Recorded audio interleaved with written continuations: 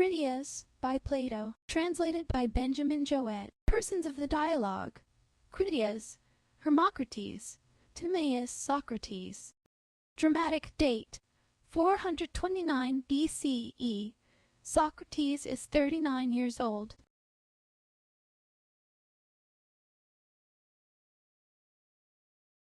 How thankful I am, Socrates, that I have arrived at last, and, like a weary traveller after a long journey, may be at rest. And I pray the Being who always was of old, and has now been by me revealed, to grant that my words may endure in so far as they have been spoken truly and acceptably to him. But if unintentionally I have said anything wrong, I pray that he will impose upon me a just retribution, and the just retribution of him who errs is that he should be set right. Wishing, then, to speak truly in future concerning the generation of the gods, I pray him to give me knowledge, which of all medicines is the most perfect and best. And now, having offered my prayer, I deliver up the argument to Critias, who is to speak next according to our agreement. And I, Timaeus, accept the trust, and as you at first said that you were going to speak of high matters, and begged that some forbearance might be shown to you, I too ask the same or greater forbearance for what I am about to say. And although I very well know that my request may appear to be somewhat ambitious and discourteous, I must make it nevertheless. For will any man of sense deny that you have spoken well?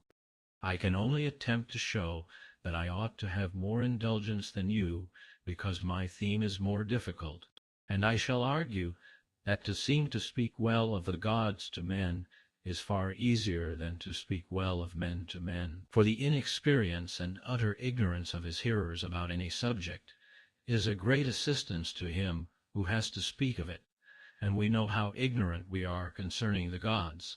But I should like to make my meaning clearer, if you will follow me. All that is said by any of us can only be imitation and representation. For if we consider the likenesses which painters make of bodies divine and heavenly, and the different degrees of gratification with which the eye of the spectator receives them, we shall see that we are satisfied with the artist who is able in any degree to imitate the earth and its mountains, and the rivers and the universe, and the things that are, and move therein, and further, that knowing nothing precise about such matters, we do not examine or analyze the painting. All that is required is a sort of indistinct and deceptive mode of shadowing them forth.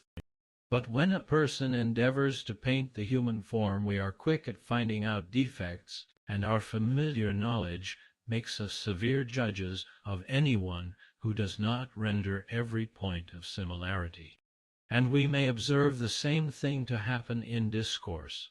We are satisfied with the picture of divine and heavenly things which has very little likeness to them, but we are more precise in our criticism of mortal and human things. Wherefore, if at the moment of speaking I cannot suitably express my meaning, you must excuse me, considering that to form approved likenesses of human things is the reverse of easy. This is what I want to suggest to you, and at the same time to beg, Socrates, that I may have not less but more indulgence conceded to me in what I am about to say. Which favor, if I am right in asking, I hope that you will be ready to grant. Certainly, Critias, we will grant your request, and we will grant the same by anticipation to Hermocrates, as well as to you and Timaeus. For I have no doubt that when his turn comes a little while hence, he will make the same request which you have made. In order, then, that he may provide himself with a fresh beginning, and not be compelled to say the same things over again, let him understand that the indulgence is already extended by anticipation to him. And now, friend Critias, I will announce to you the judgment of the theatre. They are of opinion that the last performer was wonderfully successful, and that you will need a great deal of indulgence before you will be able to take his place. The warning, Socrates, which you have addressed to him, I must also take to myself. But remember, Critias, that faint heart never yet raised a trophy, and therefore you must go and attack the argument like a man. First invoke Apollo and the Muses, and then let us hear you sound the praises and show forth the virtues of your ancient citizens. Friend Hermocrates, you who are stationed last and have another in front of you, have not lost heart as yet. The gravity of the situation will soon be revealed to you. Meanwhile, I accept your exhortations and encouragements. But besides the gods and goddesses whom you have mentioned, I would specially invoke Mnemosyne, for all the important part of my discourse is dependent on her favor, and if I can recollect and recite enough of what was said by the priests and brought hither by Solon, I doubt not that I shall satisfy the requirements of this theatre. And now, making no more excuses, I will proceed. Let me begin by observing first of all that 9,000 was the sum of years which had elapsed since the war which was said to have taken place between those who dwelt outside the pillars of Heracles and all who dwelt within them. This war I am going to describe. Of the combatants on the one side, the city of Athens was reported to have been the leader and to have fought out the war. The combatants on the other side were commanded by the kings of Atlantis, which, as I was saying, was an island greater in extent than Libya and Asia, and when afterwards sunk by an earthquake, became an impassable barrier of mud to voyagers sailing from hence to any part of the ocean. The progress of the history will unfold the various nations of barbarians and families of Hellenes, which then existed, as they successively appear on the scene. But I must describe first of all the Athenians of that day, and their enemies who fought with them, and then the respective powers and governments of the two kingdoms. Let us give the precedence to Athens. In the days of old, the gods had the whole earth distributed among them by allotment. There was no quarreling, for you cannot rightly suppose that the gods did not know what was proper for each of them to have, or, knowing this, that they would seek to procure for themselves by contention that which more properly belonged to others. They all of them by just apportionment obtained what they wanted, and peopled their own districts. And when they had peopled them, they tended us, their nurslings and possessions, as shepherds tend their flocks, excepting only that they did not use blows or bodily force, as shepherds do, but governed us like pilots from the stern of the vessel, which is an easy way of guiding animals, holding our souls by the rudder of persuasion, according to their own pleasure. Thus did they guide all mortal creatures. Now different gods had their allotments in different places, which they set in order. Hephaestus and Athene, who were brother and sister, and sprang from the same father, having a common nature, and being united also in the love of philosophy and art, both obtained as their common portion this land, which was naturally adapted for wisdom and virtue, and there they implanted brave children of the soil, and put into their minds the order of government. Their names are preserved, but their actions have disappeared by reason of the destruction of those who received the tradition and a lapse of ages. For when there were any survivors, as I have already said, they were men who dwelt in the mountains, and they were ignorant of the art of writing, and had heard only the names of the chiefs of the land, but very little about their actions. The names they were willing enough to give to their children, but the virtues and the laws of their predecessors they knew only by obscure traditions, and as they themselves and their children lacked for many generations the necessaries of life, they directed their attention to the supply of their wants, and of them they conversed, to the neglect of events that had happened in times long past. For mythology and the inquiry into antiquity are first introduced into cities when they begin to have leisure, and when they see that the necessaries of life have already been provided, but not before. And this is the reason why the names of the ancients have been preserved to us, and not their actions. This I infer because Solon said that the priests in their narrative of that war mention most of the names which are recorded prior to the time of Theseus, such as Cecrops and Erechtheus and Erichthonius and Erysichthon, and the names of the women in like manner. Moreover, since military pursuits were then common to men and women, the men of those days, in accordance with the custom of the time, set up a figure, an image of the goddess in full armor, to be a testimony that all animals which associate together, male as well as female, may, if they please, practice in common the virtue which belongs to them without distinction of sex. Now the country was inhabited in those days by various classes of citizens. There were artisans, and there were husbandmen, and there was also a warrior class originally set apart by divine men. The latter dwelt by themselves, and had all things suitable for nurture and education. Neither had any of them anything of their own, but they regarded all that they had as common property, nor did they claim to receive of the other citizens anything more than their necessary food. And they practiced all the pursuits which we yesterday described as those of our imaginary guardians. Concerning the country, the Egyptian priests said, what is not only probable but manifestly true, that the boundaries were in those days fixed by the isthmus, and that in the direction of the continent they extended as far as the heights of Sitha-Aaron and Parnus. The boundary line came down in the direction of the sea, having the district of Oropus on the right, and with the river Asopus as the limit on the left. The land was the best in the world, and was therefore able in those days to support a vast army, raised from the surrounding people. Even the remnant of Attica, which now exists, may compare with any region in the world for the variety and excellence of its fruits, and the suitableness of its pastures to every sort of animal, which proves what I am saying. But in those days the country was fair as now, and yielded far more abundant produce. How shall I establish my words? And what part of it can be truly called a remnant of the land that then was? The whole country is only a long promontory extending far into the sea, away from the rest of the continent, while the surrounding basin of the sea is everywhere deep in the neighborhood of the shore. Many great deluges have taken place during the 9,000 years, for that is the number of years which have elapsed since the time of which I am speaking. And during all this time, and through so many changes, there has never been any considerable accumulation of the soil coming down from the mountains, as in other places, but the earth has fallen away all round and sunk out of sight. The consequence is that in comparison of what then was, there are remaining only the bones of the wasted body, as they may be called, as in the case of small islands, all the richer and softer parts of the soil having fallen away, and the mere skeleton of the land being left.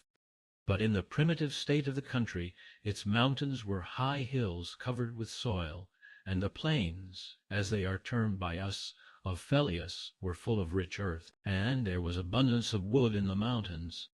Of this last, the traces still remain, for although some of the mountains now only afford sustenance to bees, not so very long ago there were still to be seen roofs of timber cut from trees growing there, which were of a size sufficient to cover the largest houses. And there were many other high trees, cultivated by man and bearing abundance of food for cattle. Moreover, the land reaped the benefit of the annual rainfall, not as now losing the water which flows off the bare earth into the sea, but having an abundant supply in all places, and receiving it into herself and treasuring it up in the close clay soil. It led off into the hollows the streams which it absorbed from the heights, providing everywhere abundant fountains and rivers, of which there may still be observed sacred memorials in places where fountains once existed, and this proves the truth of what I am saying. Such was the natural state of the country, which was cultivated, as we may well believe, by true husbandmen, who made husbandry their business, and were lovers of honor, and of a noble nature, and had a soil the best in the world, and abundance of water, and in the heaven above an excellently attempered climate. Now the city in those days was arranged on this wise. In the first place, the Acropolis was not as now. For the fact is that a single night of excessive rain washed away the earth and laid bare the rock. At the same time there were earthquakes, and then occurred the extraordinary inundation, which was the third before the great destruction of Deucalion. But in primitive times the hill of the Acropolis extended to the Eridanus and Ilissus, and included the Pikes on one side and the Lycabettus as a boundary on the opposite side to the Penic, and was all well covered with soil and level at the top, except in one or two places. Outside the Acropolis and under the sides of the hill there dwelt artisans, and such of the husbandmen as were tilling the ground near. The warrior class dwelt by themselves around the temples of Athene and Hephaestus at the summit, which moreover they had enclosed with a single fence like the garden of a single house. On the north side they had dwellings in common, and had erected halls for dining in winter, and had all the buildings which they needed for their common life, besides temples, but there was no adorning of them with gold and silver, for they made no use of these for any purpose. They took a middle course between meanness and ostentation, and built modest houses in which they and their children's children grew old, and they handed them down to others who were like themselves, always the same. But in summer time they left their gardens and gymnasia and dining halls, and then the southern side of the hill was made use of by them for the same purpose. Where the Acropolis now is there was a fountain, which was choked by the earthquake, and has left only the few small streams which still exist in the vicinity. But in those days the fountain gave an abundant supply of water for all, and of suitable temperature in summer and in winter. This is how they dwelt, being the guardians of their own citizens and the leaders of the Hellenes, who were their willing followers. And they took care to preserve the same number of men and women through all time, being so many as were required for warlike purposes, then as now, that is to say, about 20,000. Such were the ancient Athenians, and after this manner they righteously administered their own land and the rest of Hellas. They were renowned all over Europe and Asia for the beauty of their persons and for the many virtues of their souls, and of all men who lived in those days they were the most illustrious. And next, if I have not forgotten what I heard when I was a child, I will impart to you the character and origin of their adversaries. For friends should not keep their stories to themselves, but have them in common. Yet before proceeding further in the narrative, I ought to warn you that you must not be surprised if you should perhaps hear Hellenic names given to foreigners. I will tell you the reason of this. Solon, who was intending to use the tale for his poem, inquired into the meaning of the names, and found that the early Egyptians in writing them down had translated them into their own language, and he recovered the meaning of the several names, and when copying them out again, translated them into our language. My great-grandfather, Dropides, had the original writing, which is still in my possession, and was carefully studied by me when I was a child. Therefore, if you hear names such as are used in this country, you must not be surprised, for I have told how they came to be introduced. The tale, which was of great length, began as follows. I have before remarked, in speaking of the allotments of the gods, that they distributed the whole earth into portions differing in extent, and made for themselves temples and instituted sacrifices. And Poseidon, receiving for his lot the island of Atlantis, begat children by a mortal woman, and settled them in a part of the island, which I will describe. Looking towards the sea, but in the center of the whole island, there was a plain which is said to have been the fairest of all plains, and very fertile. Near the plain again, and also in the center of the island at a distance of about 50 stadia, there was a mountain not very high on any side. In this mountain there dwelt one of the earth-born primeval men of that country, whose name was Evenor, and he had a wife named Leucippe, and they had an only daughter who was called Cleito. The maiden had already reached womanhood when her father and mother died. Poseidon fell in love with her and had intercourse with her, and breaking the ground, enclosed the hill in which she dwelt all round, making alternate zones of sea and land, larger and smaller, encircling one another. There were 2 of land and 3 of water, which he turned as with a lathe, each having its circumference equidistant every way from the center, so that no man could get to the island, for ships and voyages were not as yet. He himself, being a god, found no difficulty in making special arrangements for the center island, bringing up 2 springs of water from beneath the earth, one of warm water and the other of cold, and making every variety of food to spring up abundantly from the soil. He also begat and brought up 5 pairs of twin male children, and dividing the island of Atlantis into 10 portions, he gave to the firstborn of the eldest pair his mother's dwelling and the surrounding allotment, which was the largest and best, and made him king over the rest. The others he made princes, and gave them rule over many men and a large territory. And he named them all. The eldest, who was the first king, he named Atlas, and after him the whole island and the ocean were called Atlantic. To his twin brother, who was born after him, and obtained as his lot the extremity of the island towards the Pillars of Heracles, facing the country which is now called the region of Gades, in that part of the world, he gave the name which in the Hellenic language is Eumelus, in the language of the country which is named after him, Gadeirus. Of the second pair of twins he called one Ampheres, and the other Eva.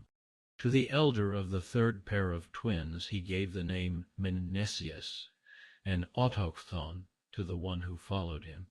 Of the fourth pair of twins he called the elder Eleusippus, and the younger Mestor.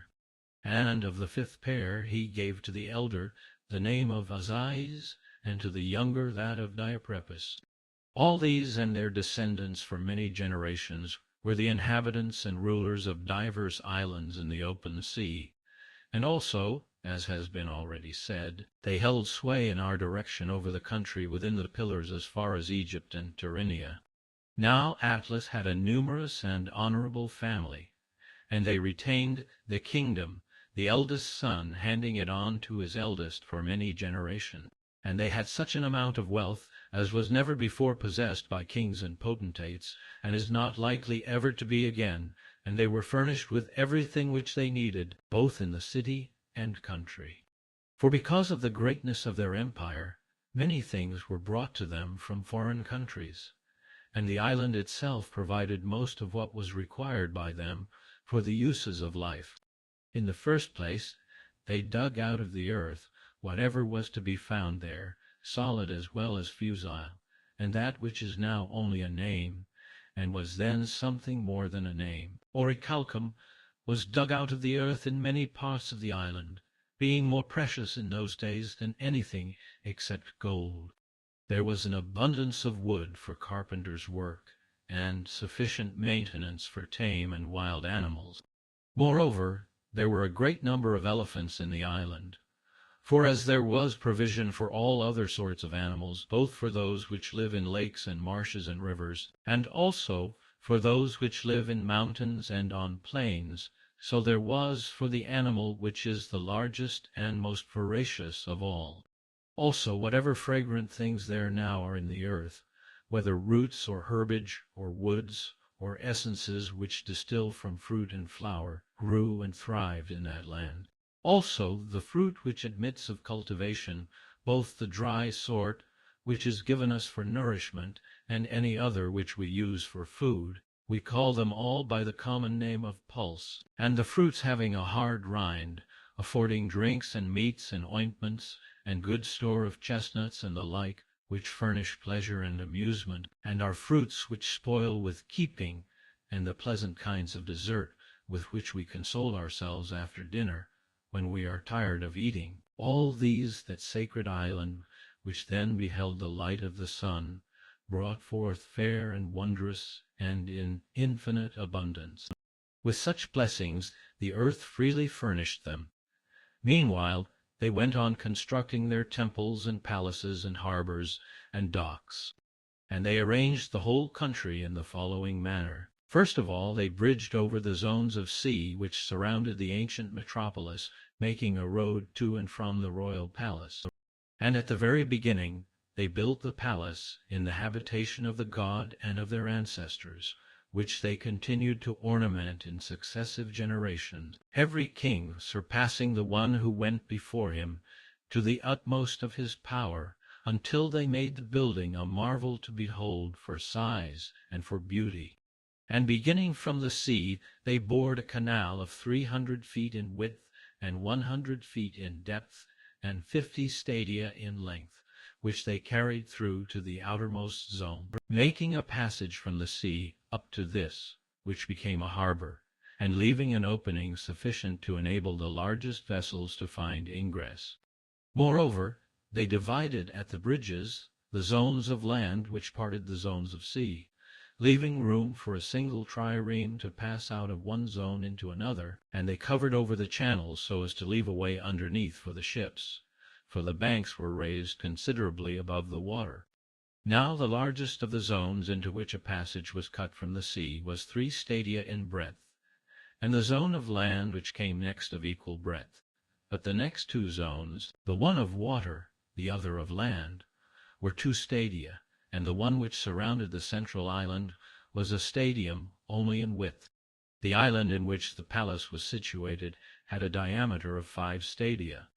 All this, including the zones and the bridge, which was the 6th part of a stadium in width, they surrounded by a stone wall on every side, placing towers and gates on the bridges where the sea passed in.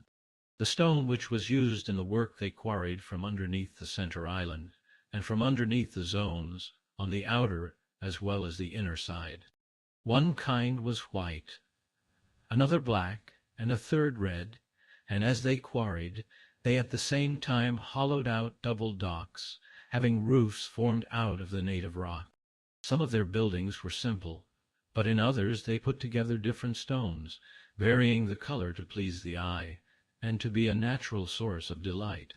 The entire circuit of the wall, which went round the outermost zone, they covered with a coating of brass, and the circuit of the next wall they coated with tin, and the third, which encompassed the citadel, flashed with the red light of orichalcum.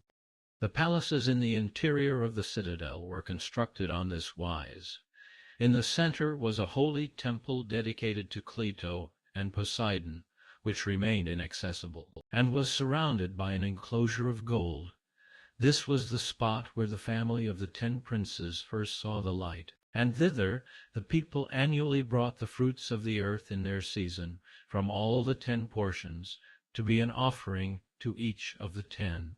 Here was Poseidon's own temple, which was a stadium in length, and half a stadium in width, and of a proportionate height, having a strange barbaric appearance. All the outside of the temple, with the exception of the pinnacles, they covered with silver, and the pinnacles with gold. In the interior of the temple the roof was of ivory, curiously wrought everywhere with gold and silver and orichalcum, and all the other parts, the walls and pillars and floor, they coated with orichalcum. In the temple they placed statues of gold. There was the god himself standing in a chariot, the charioteer of 6 winged horses, and of such a size that he touched the roof of the building with his head. Around him there were 100 Nereids riding on dolphins, for such was thought to be the number of them by the men of those days. There were also in the interior of the temple other images which had been dedicated by private persons, and around the temple on the outside were placed statues of gold of all the descendants of the 10 kings and of their wives. And there were many other great offerings of kings and of private persons, coming both from the city itself and from the foreign cities over which they held sway. There was an altar, too, which in size and workmanship corresponded to this magnificence, and the palaces, in like manner, answered to the greatness of the kingdom and the glory of the temple. In the next place they had fountains, one of cold and another of hot water, in gracious plenty flowing, and they were wonderfully adapted for use by reason of the pleasantness and excellence of their waters. They constructed buildings about them and planted suitable trees. Also they made cisterns, some open to the heaven, others roofed over, to be used in winter as warm baths. There were the king's baths and the baths of private persons, which were kept apart, and there were separate baths for women and for horses and cattle, and to each of them they gave as much adornment as was suitable.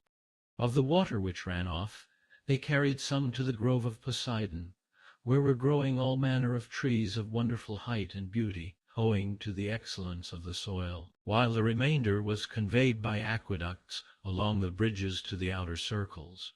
And there were many temples built and dedicated to many gods, also gardens and places of exercise, some for men and others for horses, in both of the two islands formed by the zones, and in the center of the larger of the two there was set apart a race, course of a stadium in width and in length allowed to extend all round the island, for horses to race in.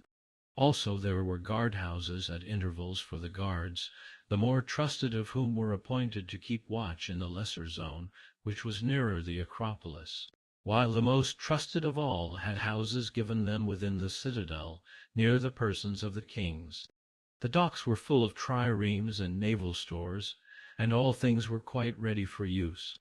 Enough of the plan of the royal palace.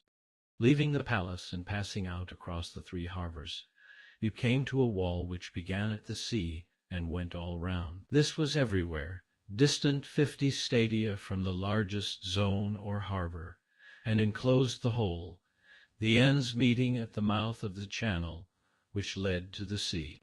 The entire area was densely crowded with habitations, and the canal and the largest of the harbors were full of vessels and merchants coming from all parts, who, from their numbers, kept up a multitudinous sound of human voices, and din and clatter of all sorts, night and day. I have described the city and the environs of the ancient palace nearly in the words of Solon, and now I must endeavor to represent to you the nature and arrangement of the rest of the land.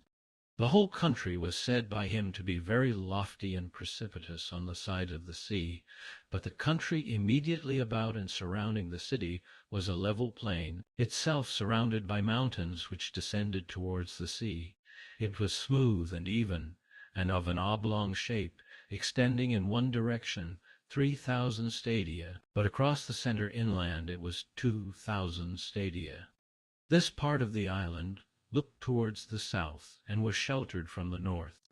The surrounding mountains were celebrated for their number and size and beauty, far beyond any which still exist, having in them also many wealthy villages of country folk, and rivers, and lakes, and meadows supplying food enough for every animal, wild or tame, and much wood of various sorts, abundant for each and every kind of work.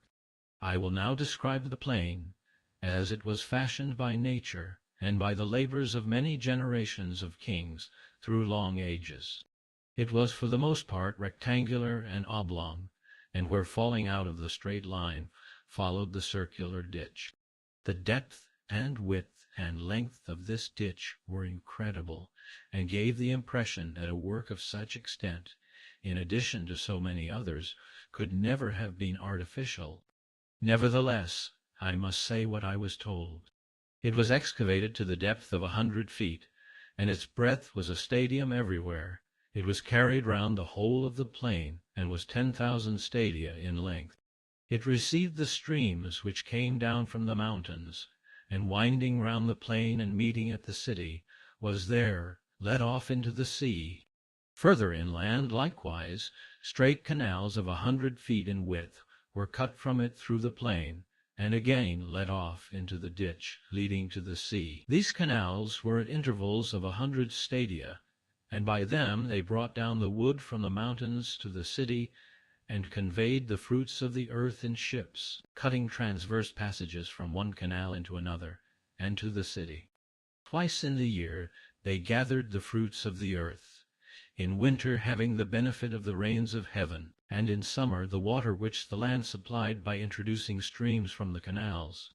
As to the population, Each of the lots in the plain had to find a leader for the men who were fit for military service, and the size of a lot was a square of 10 stadia each way, and the total number of all the lots was 60,000. And of the inhabitants of the mountains and of the rest of the country there was also a vast multitude, which was distributed among the lots and had leaders assigned to them according to their districts and villages. The leader was required to furnish for the war the 6th portion of a war chariot, so as to make up a total of 10,000 chariots, also 2 horses and riders for them, and a pair of chariot horses without a seat, accompanied by a horseman who could fight on foot carrying a small shield, and having a charioteer who stood behind the man, at arms to guide the 2 horses. Also he was bound to furnish 2 heavy-armed soldiers, 2 archers, 2 slingers, 3 stone shooters, and 3 javelin men, who were light-armed, and 4 sailors to make up the complement of 1,200 ships. Such was the military order of the royal city. The order of the other 9 governments varied, and it would be wearisome to recount their several differences. As to offices and honors, the following was the arrangement from the first. Each of the 10 kings in his own division and in his own city had the absolute control of the citizens, and in most cases of the laws, punishing and slaying whomsoever he would. Now the order of precedence among them, and their mutual relations, were regulated by the commands of Poseidon which the law had handed down. These were inscribed by the first kings on a pillar of orichalcum, which was situated in the middle of the island, at the temple of Poseidon, whither the kings were gathered together every 5th and every 6th year alternately, thus giving equal honor to the odd and to the even number. And when they were gathered together, they consulted about their common interests, and inquired if anyone had transgressed in anything, and passed judgment. And before they passed judgment, they gave their pledges to one another on this wise. There were bulls who had the range of the temple of Poseidon, and the 10 kings, being left alone in the temple, after they had offered prayers to the god that they might capture the victim which was acceptable to him, hunted the bulls without weapons, but with staves and nooses. And the bull which they caught they led up to the pillar, and cut its throat over the top of it, so that the blood fell upon the sacred inscription. Now on the pillar, besides the laws, there was inscribed an oath invoking mighty curses on the disobedient. When therefore, after slaying the bull in the accustomed manner, they had burnt its limbs, they filled a bowl of wine, and cast in a clot of blood for each of them. The rest of the victim they put in the fire, after having purified the column all round. Then they drew from the bowl in golden cups, and pouring a libation on the fire, they swore that they would judge according to the laws on the pillar, and would punish him who in any point had already transgressed them, and that for the future they would not, if they could help, offend against the writing on the pillar, and would neither command others nor obey any ruler who commanded them to act otherwise than according to the laws of their father Poseidon. This was the prayer which each of them offered up for himself and for his descendants, at the same time drinking and dedicating the cup out of which he drank in the temple of the god. And after they had supped and satisfied their needs, when darkness came on, and the fire about the sacrifice was cool, all of them put on most beautiful azure robes, and sitting on the ground at night over the embers of the sacrifices by which they had sworn, and extinguishing all the fire about the temple, they received and gave judgment, if any of them had an accusation to bring against anyone. And when they had given judgment, at daybreak they wrote down their sentences on a golden tablet, and dedicated it together with their robes to be a memorial. There were many special laws affecting the several kings inscribed about the temples, but the most important was the following. They were not to take up arms against one another, and they were all to come to the rescue if anyone in any of their cities attempted to overthrow the royal house. Like their ancestors, they were to deliberate in common about war and other matters, giving the supremacy to the descendants of Atlas. and the king was not to have the power of life and death over any of his kinsmen unless he had the assent of the majority of the 10. Such was the vast power which the god settled in the lost island of Atlantis, and this he afterwards directed against our land for the following reasons, as tradition tells. For many generations, as long as the divine nature lasted in them, they were obedient to the laws, and well affectioned towards the god, whose seed they were. For they possessed true and in every way great spirits, uniting gentleness with wisdom in the various chances of life, and in their intercourse with one another. They despised everything but virtue, caring little for their present state of life, and thinking lightly of the possession of gold and other property, which seemed only a burden to them. Neither were they intoxicated by luxury, nor did wealth deprive them of their self-control, but they were sober and saw clearly that all these goods are increased by virtue and friendship with one another, whereas by too great regard and respect for them, they are lost in friendship with them.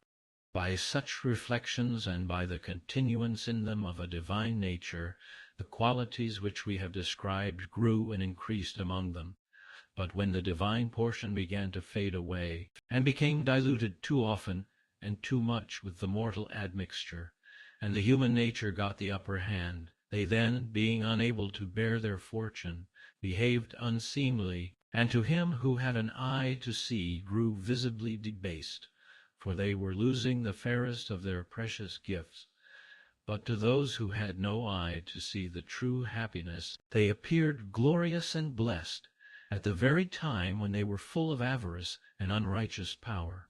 Zeus, the god of gods, who rules according to law, and is able to see into such things, perceiving that an honorable race was in a woeful plight, and wanting to inflict punishment on them, that they might be chastened and improve, collected all the gods into their most holy habitation, which, being placed in the center of the world, beholds all created things. And when he had called them together, he spake as follows. The rest of the dialogue of Critias has been lost.